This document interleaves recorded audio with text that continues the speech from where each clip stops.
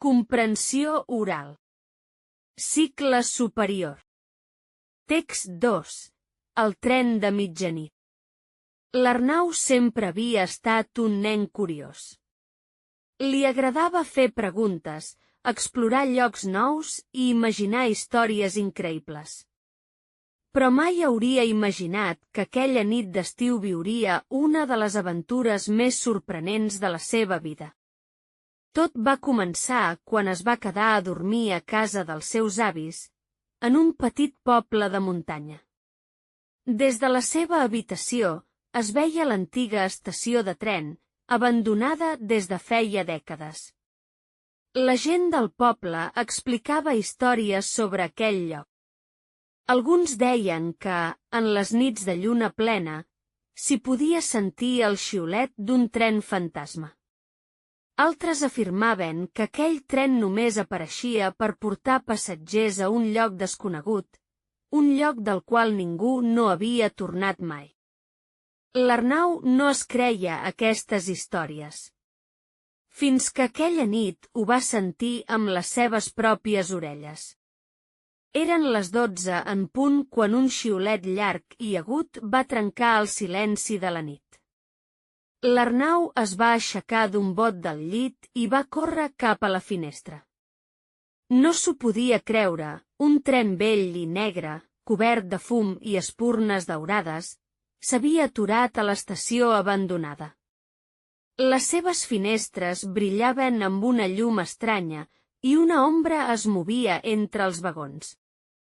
El cor li bategava ràpidament. Havia d'anar a veure-ho de prop. Sense pensar-s'ho gaire, es va posar les bambes i va sortir de casa amb el mínim soroll possible.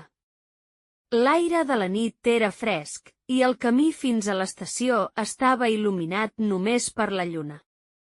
Quan hi va arribar, va veure que la porta del primer vagó s'obria lentament, com si l'estiguessin convidant a pujar. «Puja, si us plau», va dir una veu greu i misteriosa. L'Arnau va fer un pas enrere. Qui havia parlat?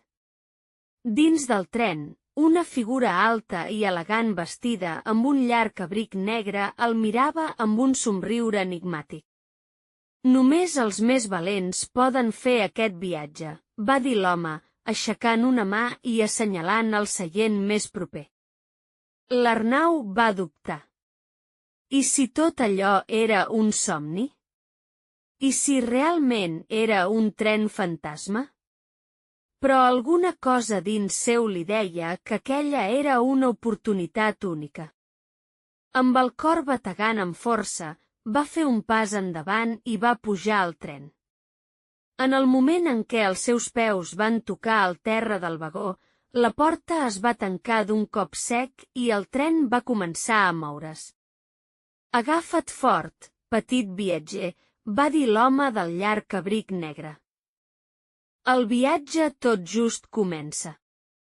I abans que l'Arnau pogués preguntar res, el tren es va endinsar en la foscor de la nit, desapareixent com un raig de llum entre les muntanyes. Moltes gràcies. Fins aviat.